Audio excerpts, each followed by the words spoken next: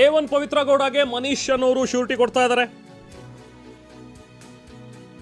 ಚಾಮರಾಜಪೇಟೆಯಲ್ಲಿರುವಂತಹ ಮನೀಶ್ ತಮ್ಮ ಒಂದು ಆಸ್ತಿ ಪತ್ರದೊಂದಿಗೆ ಬಂದಿದ್ದಾರೆ. ಸೊ ಅವರೇ ಈಗ ಶ್ಯೂರಿಟಿ ಆಗಿ ಸಿಗ್ನೇಚರ್ ಮಾಡ್ತಾ ಇದ್ದಾರೆ. ಸೊ ಹಾಗಾಗಿ ಇವತ್ತು ಬೇಲ್ ನ ಮುಂದುವರೆದ ಪ್ರಕ್ರಿಯೆಗಳು ಇದ್ವು. ಕೆಲವೊಂದಷ್ಟು ಬಾಂಡ್ಗೆ ಸಹಿ ಹಾಕೋದು ಇದೆಲ್ಲವೂ ಕೂಡ ಪ್ರಕ್ರಿಯೆಗಳು ಬಾಕಿ ಇದ್ವು ಇವತ್ತು.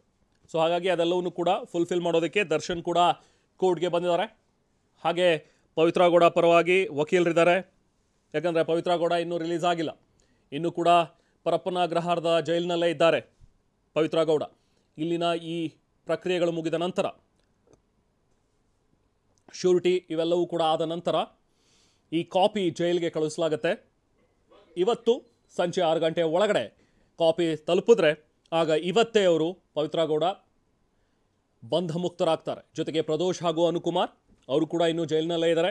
ಸೊ ಅವರ ಒಂದು ಶ್ಯೂರಿಟಿಯ ಪ್ರಕ್ರಿಯೆಗಳು ಕೂಡ ನಡಿಬೇಕು ಇವತ್ತು.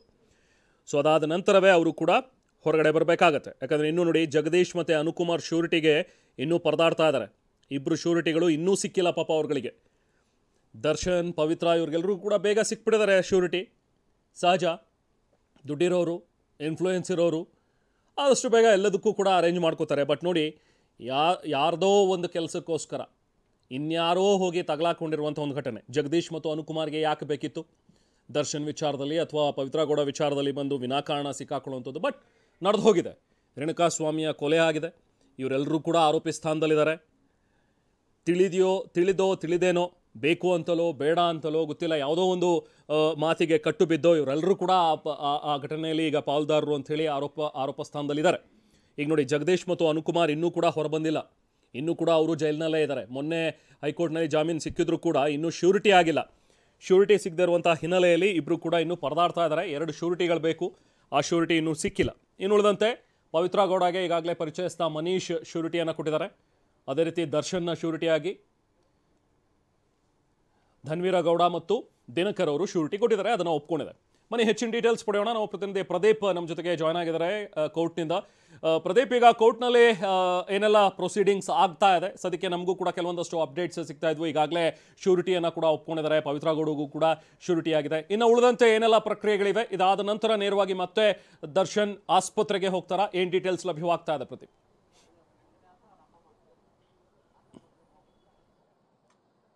ರೆಹಮಾನ್, ರೇಣುಕಾಸ್ವಾಮಿ ಹತ್ಯೆ ಪ್ರಕರಣದಲ್ಲಿ ದರ್ಶನ್ ಮಧ್ಯಂತರ ಜಾಮೀನನ್ನು ಪಡೆದು ಆಸ್ಪತ್ರೆಗೆ ಅಡ್ಮಿಟ್ ಆಗಿದ್ದು, ತದನಂತರ ಅವರಿಗೆ ಕಳೆದ ಶುಕ್ರವಾರ ರೆಗ್ಯುಲರ್ ಜಾಮೀನು ಸಿಕ್ಕಿತ್ತು. ಈ ಹಿನ್ನೆಲೆ ಇವತ್ತು ಅವರು ಜಾಮೀನು ಏನು ಈ ಬಾಂಡ್ ಶ್ಯೂರಿಟಿಗಳಿದೆ ಇದನ್ನ ಅವರು ಮುಂದುವರಿಸಬೇಕಾಗಿರುವ, ಅಂದರೆ ಅವರು ಜಾಮೀನು ಶ್ಯೂರಿಟಿಗಳನ್ನ ಸಲ್ಲಿಸಬೇಕಾಗಿರೋದ್ರಿಂದ ಇವತ್ತು ಮತ್ತೆ BJS ಆಸ್ಪತ್ರೆಯಿಂದ ನೇರವಾಗಿ ಸೆಷನ್ ಕೋರ್ಟ್ಗೆ ಬಂದಿರುವಂಥದ್ದು. ಅಂದರೆ ಜಾಮೀನು ಕೊಟ್ಟಿರೋದು ಹೈಕೋರ್ಟ್ ಆದರೂ ಕೂಡ ವಿಚಾರಣಾಧೀನ ನ್ಯಾಯಾಲಯ ಆಗಿರುವಂತಹ ಸೆಷನ್ ಕೋರ್ಟ್ನಲ್ಲಿ ಈ ಜಾಮೀನು ಪ್ರಕ್ರಿಯೆ, ಅಂದರೆ ಈ ಮುಂದಿನ ಪ್ರಕ್ರಿಯೆ ಏನಿದೆ ಇದು ನಡೀಬೇಕಾಗಿರುತ್ತೆ. ಹೀಗಾಗಿ ಇವತ್ತು ಸೆಷನ್ ಕೋರ್ಟ್ಗೆ ದರ್ಶನ್ ಹಾಜರಾಗಿರುವಂಥದ್ದು. ಅಂದರೆ ಅವರು ಮಧ್ಯಂತರ ಜಾಮೀನನ್ನು ಪಡೆದುಕೊಳ್ಳುವ ವೇಳೆ ಅವರ ಜಾಮೀನಿಗೆ ಶ್ಯೂರಿಟಿಯಾಗಿ ಅವರ ಸ್ನೇಹಿತರಾಗಿರುವಂತಹ ಧನ್ವೀರ್ ಗೌಡ ಜೊತೆಗೆ ಅವರ ಸಹೋದರರಾಗಿರುವಂತಹ ದಿನಕರ್ ಇಬ್ಬರು ಸಹ ಶ್ಯೂರಿಟಿಯನ್ನು ಸಲ್ಲಿಸಿರ್ತಾರೆ. ಈ 2 ಶ್ಯೂರಿಟಿಗಳನ್ನ ಮತ್ತೆ, ಅಂದ್ರೆ ಈ ಒಂದು ರೆಗ್ಯುಲರ್ ಜಾಮೀನಿಗೂ ಸಹ ಈ 2 ಸಹ ಮುಂದುವರಿಸಿ ಅಂತ ಹೇಳಿ ಮನವಿಯನ್ನ ಮಾಡ್ಕೊಂಡಿದ್ರು. ಅಂದ್ರೆ CCH 57 ನ್ಯಾಯಮೂರ್ತಿಗಳಾದಂತಹ ಜಯಶಂಕರ್ ಅವ್ರ ಮುಂದೆ ಒಂದು ಮನವಿಯನ್ನ ಮಾಡ್ಕೋತಾರೆ. ಸೊ ಸದ್ಯಕ್ಕೆ ಈಗ ಲಭ್ಯವಾಗಿರೋ ಮಾಹಿತಿ ಪ್ರಕಾರ ದರ್ಶನ್ ಅವರ ಮನವಿಯನ್ನ ನ್ಯಾಯಾಲಯ ಪುರಸ್ಕರಿಸಿದ್ದು, ಮಧ್ಯಂತರ ಜಾಮೀನಿನ ವೇಳೆ ನೀಡಿದಂತಹ ಶ್ಯೂರಿಟಿ ಆದಂತಹ ಧನ್ವೀರ್ ಗೌಡ ಮತ್ತು ದಿನಕರ್ ಏನಿದೆ ಇವರ ಶ್ಯೂರಿಟಿಯನ್ನು ಸಹ ಇವರಿಗೆ ಅಂದ್ರೆ ಅವ್ರ ಮನವಿಯನ್ನು ಸ್ವೀಕರಿಸಿ ಅದನ್ನೇ ಸಹ ಈಗ ಇದು ರೆಗ್ಯುಲರ್ ಜಾಮೀನಿಗೆ ಮುಂದುವರಿಸಿರುವಂತದ್ದು. ಇದ್ರ ಜೊತೆಗೆ ಈಗ ಪವಿತ್ರ ಗೌಡ ಅವರಿಗೂ ಸಹ ಇಬ್ಬರು ವ್ಯಕ್ತಿಗಳು ಜಾಮೀನನ್ನು ಸಲ್ಲಿಸಿರುವಂತದ್ದು. ಜೊತೆಗೆ ಉಳಿದಂತ 5 ಆರೋಪಿಗಳಿಗೂ ಸಹ ಈಗ ಜಾಮೀನು ಸಲ್ಲಿಕೆ, ಅಂದ್ರೆ ಈ ಷರತ್ತನ್ನ ಏನು ಪೂರೈಸಬೇಕಾಗಿರುತ್ತೆ, ಇದಕ್ಕೆ ಶ್ಯೂರಿಟಿಯನ್ನ ಕೊಡಬೇಕಾಗಿರುತ್ತೆ. ಈ ಶ್ಯೂರಿಟಿಗೆ ಇಬ್ಬರು ವ್ಯಕ್ತಿಗಳನ್ನ ಕೊಡಬೇಕಾಗಿರುತ್ತೆ. ಸದ್ಯಕ್ಕೆ ಈಗ ಅದೊಂದು ಪ್ರಕ್ರಿಯೆ ಈಗ CCH 57 ನ್ಯಾಯಮೂರ್ತಿಗಳ ಮುಂದೆ ನಡೀತಾ ಇರುವಂತದ್ದು. ಇನ್ನು ಈ ಒಂದು ಈಗಾಗಲೇ ದರ್ಶನ್ ರವರ ಶ್ಯೂರಿಟಿ ಮನವಿ ಏನಿದೆ ಇದನ್ನ ಪುರಸ್ಕರಿಸಿರುವಂತಹ ನ್ಯಾಯಾಲಯ ಈಗ ಅವ್ರಿಗೆ ಮುಂದಿನ ಪ್ರಕ್ರಿಯೆ, ಅಂದ್ರೆ ಜಾಮೀನು, ಇದನ್ನ ಅವ್ರ ಕಾಪಿ ಏನಿದೆ, ಅದು ಜಾಮೀನನ್ನು ಪಡ್ಕೊಳ್ಳುವಂತಹ ಕಾಪಿ ಏನಿದೆ ಇದನ್ನೆಲ್ಲವನ್ನು ಸಹ ನೀಡ್ತಾರೆ. ತದನಂತರ ಮಾತಾಡ್ತೀನಿ. ಈಗ ಪವಿತ್ರ ಗೌಡಗೆ ಕೊಟ್ಟಂತಹ ಒಂದು ಜಾಮೀನು, ಆ ಒಂದು ಜಾಮೀನಿಗೆ ಶ್ಯೂರಿಟಿ ಏನಿತ್ತು ಅದರ ಬಗ್ಗೆ ಇರುವಂತಹ ಕೆಲವೊಂದಷ್ಟು ಅಪ್ಡೇಟ್ಸ್ ಪ್ರದೀಪ್ ನೀವು ಹೇಳ್ತಾ ಇದ್ರಿ. ಈಗ ಪವಿತ್ರ ಗೌಡಗೆ ನೋಡಿ, ಒಬ್ರು ಮನೀಶ್ ಅನ್ನೋರು ಈಗಾಗಲೇ ಶ್ಯೂರಿಟಿಯನ್ನು ಕೊಟ್ಟಿದ್ದಾರೆ. ಜೊತೆಗೆ ಇನ್ನೊಬ್ಬ ಮಹಿಳೆ ಅವರು ಕೂಡ ಈಗ ಪವಿತ್ರ ಗೌಡಗೆ ಜಾಮೀನಿಗೆ ಒಂದು ಶ್ಯೂರಿಟಿಯನ್ನ ಬಾಂಡ್ ಅನ್ನ ಕೊಟ್ಟಿದ್ದಾರೆ. ಜೊತೆಗೆ ಈಗ ಪ್ರದೋಷ್ ಪತ್ನಿ, ಸೊ ಪ್ರದೋಷ್ಗೆ ಶ್ಯೂರಿಟಿ ಆಗಿ ಅವರ ಪತ್ನಿ ಸಹಿಯನ್ನ ಮಾಡ್ತಾ ಇರುವಂತದ್ದು. ಎಸ್ ಪ್ರದೀಪ್, ನೀವು ಹೇಳ್ತಾ ಇದ್ರಿ ಈಗ ಆ ಚಾಮರಾಜಪೇಟೆಯ ಒಬ್ಬ ವ್ಯಕ್ತಿ ಮನೀಶ್ ಅನ್ನೋರು ಕೊಟ್ಟಿರುವಂಥದ್ದು ಇವರಿಗೆ ಪವಿತ್ರ ಗೌಡ ಅವರಿಗೆ ಶ್ಯೂರಿಟಿಯಾಗಿ. ಇವ್ರ ಬಗ್ಗೆ ಏನಾದರೂ ಡೀಟೇಲ್ಸ್ ಲಭ್ಯವಾಗ್ತಿದೆ? ನಾವು ಉಳಿದಂತೆ ಇವತ್ತಿನ ಕೋರ್ಟ್ ಪ್ರೊಸೀಡಿಂಗ್ಸ್ ಬಗ್ಗೆ ಹೇಳ್ತಾ ಇದ್ರಿ ಪ್ರದೀಪ್.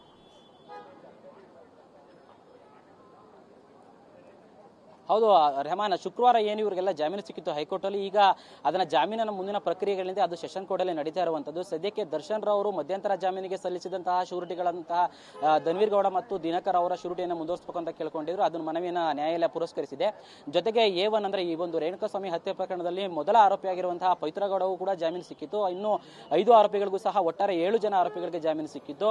ಅದರಲ್ಲಿ ಈಗ ದರ್ಶನ್ ರಾವ್ ಅವರು ಒಂದು ಕಡೆ ಮಧ್ಯಂತರ ಜಾಮೀನಿಗೆ ಶೂರಿಟಿಯನ್ನು ಮುಂದುವರಿಸಕ್ಕೆ ಮನವಿ ಮಾಡಿಕೊಂಡಿದ್ರೆ, ಮತ್ತೊಂದು ಕಡೆ ಪವಿತ್ರ ಗೌಡ ಅವರು ಮನೀಶ್ ಎಂಬುವರ ಅವರ ಪರಿಚಯಸ್ಥರು, ಚಾಮರಾಜಪೇಟೆಯ ಪರಿಚಯಸ್ಥರ ಶೂರಿಟಿಯನ್ನ ಸಲ್ಲಿಸಿರುವಂತದ್ದು. ಅವರು ಚಾಮರಾಜಪೇಟೆಯ ಆಸ್ತಿಯ ಒಂದು ಈ ದಾಖಲೆಗಳಿರುತ್ತೆ, ಅದನ್ನ ಅವರು ಶೂರಿಟಿಯಾಗಿ ಈಗ ಸಲ್ಲಿಸಿರುವಂತದ್ದು. ಇನ್ನು ಪ್ರದೋಷ್ ಏನಿದ್ದಾರೆ ಈ ಆರೋಪಿಯ ಪರವಾಗಿ ಅವರ ಪತ್ನಿಯನ್ನು ಶೂರಿಟಿಯನ್ನ ಸಲ್ಲಿಸ್ತಾ ಇರುವಂತದ್ದು. ಇದ್ರ ಜೊತೆಗೆ ಅನುಕುಮಾರ್, ಜಗದೀಶ್ ಮತ್ತೆ ನಾಗರಾಜ್ ಇವುಗಳು ಶೂರಿಟಿ ಸಹ ಈಗ ಸಲ್ಲಿಕೆ ಪ್ರಕ್ರಿಯೆ ಈ ಒಂದು ಸೆಷನ್ CCH 57 ನ್ಯಾಯಾಲಯದ ನ್ಯಾಯಾಧೀಶರ ಮುಂದೆ ನಡೀತಾ ಇರುವಂತದ್ದು. ಈ ಎಲ್ಲಾ ಪ್ರಕ್ರಿಯೆಗಳು ಈಗ ಕೆಲವೇ ಕ್ಷಣಗಳಲ್ಲಿ ಮುಗಿಯಲಿದ್ದು, ತದನಂತರ ಯಾರ್ಯಾರ ಶೂರಿಟಿಗಳನ್ನ ಸ್ವೀಕರಿಸಬೇಕು ಅನ್ನೋದರ ಜಡ್ಜ್ ನಿರ್ಧಾರ ಮಾಡಿ ಎಲ್ಲರಿಗೂ ಸಹ ಒಂದು ಜಾಮೀನಿನ ಮುಂದಿನ ಪ್ರಕ್ರಿಯೆ ಏನಿತ್ತು ಅದಕ್ಕೆ ಅನುವು ಮಾಡಿಕೊಡಲಿದ್ದಾರೆ ರೆಹಮಾನ್. ಓಕೆ ಪ್ರದೀಪ್, ಮತ್ತೆ ಮಾತಾಡ್ತೇನೆ. ಈಗ ಸದ್ಯಕ್ಕೆ ಶ್ಯೂರಿಟಿಯ ಪ್ರಕ್ರಿಯೆ ಇನ್ನೂ ಕೂಡ ನಡೀತಾ ಇದೆ. ಮತ್ತೊಮ್ಮೆ ನಿಮ್ಮ ಗಮನಕ್ಕೆ, ಈಗ ದರ್ಶನ್ಗೆ ಈ ಹಿಂದೆ ಏನು ಶ್ಯೂರಿಟಿಯನ್ನು ಕೊಟ್ಟಿದ್ರಲ್ಲ, ಮೆಡಿಕಲ್ ಇಂಟ್ರಿಮ್ ಬೇಲನ್ನು ಏನು ಪಡ್ಕೊಂಡಿದ್ರು, ಸೊ ಅದಕ್ಕೆ ಸಂಬಂಧಪಟ್ಟಂತೆ ಈಗಾಗಲೇ ಧನ್ವೀರ ಗೌಡ ಮತ್ತು ದಿನಕರ್ ಶ್ಯೂರಿಟಿಯನ್ನು ಕೊಟ್ಟಿದ್ರು. ಸೊ ಅದನ್ನೇ ಈಗ ಕಂಟಿನ್ಯೂ ಮಾಡೋದಕ್ಕೆ ಮನವಿಯನ್ನು ಮಾಡಿದ್ರು. ಜಡ್ಜ್ ಕೂಡ ಒಪ್ಪಿದ್ದಾರೆ. ಸೊ ಹಾಗಾಗಿ ಧನ್ವೀರ ಗೌಡ ಮತ್ತು ದಿನಕರ್ ತೂಗುದೀಪ, ದರ್ಶನ್ ಅವರ ಸಹೋದರ, ಸೊ ಇವರಿಬ್ಬರು ಕೂಡ ಈಗ ಶ್ಯೂರಿಟಿಯಾಗಿ ಸಿಗ್ನೇಚರ್ ಮಾಡಿದ್ದಾರೆ. ಇನ್ನು ದರ್ಶನ್ ಶ್ಯೂರಿಟಿ ವಿಚಾರ ಇದಾದರೆ, ಇನ್ನು ಪವಿತ್ರ ಗೌಡ ಬಗ್ಗೆ ಮಾತಾಡೋದಾದರೆ, ಪವಿತ್ರ ಗೌಡ ಇನ್ನೂ ಕೂಡ ಜೈಲಿನಲ್ಲೇ ಇದ್ದಾರೆ. ಯಾಕಂದರೆ ಇವತ್ತು ಅವರ ಒಂದು ಆ ಜಾಮೀನಿನ ಪ್ರಕ್ರಿಯೆಗಳು ಏನಿದೆಯಲ್ಲ, ಆ ಪ್ರಕ್ರಿಯೆಗಳು ಬೇಕಾಗತ್ತೆ. ಇವತ್ತು ಶ್ಯೂರಿಟಿ ಕೊಡಬೇಕು, ಅದಾದ ನಂತರವೇ ಅವ್ರನ್ನ ಜೈಲಿನಿಂದ ರಿಲೀಸ್ ಮಾಡ್ಬೋದಾಗತ್ತೆ. ದರ್ಶನ್ ಕೇಸಲ್ಲಿ ಇದು ವಿಭಿನ್ನ. ಯಾಕಂತ ಹೇಳಿದ್ರೆ ದರ್ಶನ್ ಈಗಾಗಲೇ ಜಾಮೀನಿನ ಮೇಲೆ ಹೊರಗಡೆ ಇದ್ರು, ಮಧ್ಯಂತರ ಜಾಮೀನು ತಗೊಂಡು ಅವರು ಹೊರಗಡೆ ಇದ್ರು. ಸೊ ಹಾಗಾಗಿ ಅಕಸ್ಮಾತ್ ಏನಾದರೂ ದರ್ಶನ್ ಇನ್ನೂ ಕೂಡ ಜೈಲಿನಲ್ಲೇ ಇದ್ದಿದ್ರೆ, ಸೊ ಮೊನ್ನೆ ಇವರು ಕೂಡ ರಿಲೀಸ್ ಆಗೋದಕ್ಕೆ ಸಾಧ್ಯ ಆಗ್ತಿರಲಿಲ್ಲ. ಈ ಎಲ್ಲ ಪ್ರಕ್ರಿಯೆಗಳು ಸೇಮ್, ಎಲ್ಲ ಆರೋಪಿಗಳಿಗೂ ಕೂಡ ಇದೇ ರೀತಿ ಪ್ರಕ್ರಿಯೆ ನಡೆಯುತ್ತೆ. ಸೊ ಹಾಗಾಗಿ ಅಕಸ್ಮಾತ್ ಏನಾದರೂ ದರ್ಶನ್ ಜೈಲಲ್ಲೇ ಇದ್ದಿದ್ರೆ, ಈಗ ಅವರ ಪರ ವಕೀಲರು ಇಲ್ಲಿಗೆ ಬಂದು ಶ್ಯೂರಿಟಿಯನ್ನು ಕೊಟ್ಟು ಅದಾದ ನಂತರ ಆ ಕಾಪಿ ಹೋದ ಜೈಲಿಗೆ ಹೋಗಬೇಕಾಗಿತ್ತೆ. ಅದಾದ ನಂತರವೇ ಅವ್ರು ರಿಲೀಸ್ ಆಗ್ತಾ ಇದ್ರು. ಬಟ್ ಇಲ್ಲಿ ಡಿಫ್ರೆಂಟ್ ಕೇಸ್, ಬಿಕಾಸ್ ಈಗಾಗಲೇ ಮಧ್ಯಂತರ ಜಾಮೀನಿನ ಮೇಲೆ ಹೊರಗಡೆ ಇದ್ದಂತಹ ದರ್ಶನ್, ಆ ಜಾಮೀನು ಎಕ್ಸ್ಟೆನ್ಷನ್ ಕೂಡ ಆಗಿತ್ತು. ಯಾಕಂದರೆ ಮೆಡಿಕಲ್ ಗ್ರೌಂಡ್ಸ್ ಮೇಲೆ ಕೇಳಿದ್ದಂಥ ಒಂದು ಜಾಮೀನು ಆಗಿದ್ದರಿಂದಾಗಿ ಇಂಟ್ರಿಮ್ ಬೇಲನ್ನು ಕಂಟಿನ್ಯೂ ಮಾಡಿದ್ರು. ಸೊ ಹಾಗಾಗಿ ದರ್ಶನ್ ಹೊರಗಡೆನೇ ಇದ್ರು, ಆಸ್ಪತ್ರೆಯಲ್ಲಿದ್ದರು. ಸೊ ಹಾಗಾಗಿ ಇವತ್ತು ಸ್ವತಃ ಖುದ್ದಾಗಿ ಹಾಜರಾಗಿ ಅವ್ರ ಸಿಗ್ನೇಚರ್ ಹಾಕುವಂಥ ಅವಶ್ಯಕತೆ ಇದ್ದಿದ್ದರಿಂದಾಗಿ ದರ್ಶನ್ರನ್ನ ಆಸ್ಪತ್ರೆಯಿಂದ ಕರ್ಕೊಂಡು ಬಂದು ಈಗ ನೇರವಾಗಿ ನ್ಯಾಯಾಧೀಶರ ಮುಂದೆ ಹಾಜರುಪಡಿಸಿದ್ದಾರೆ.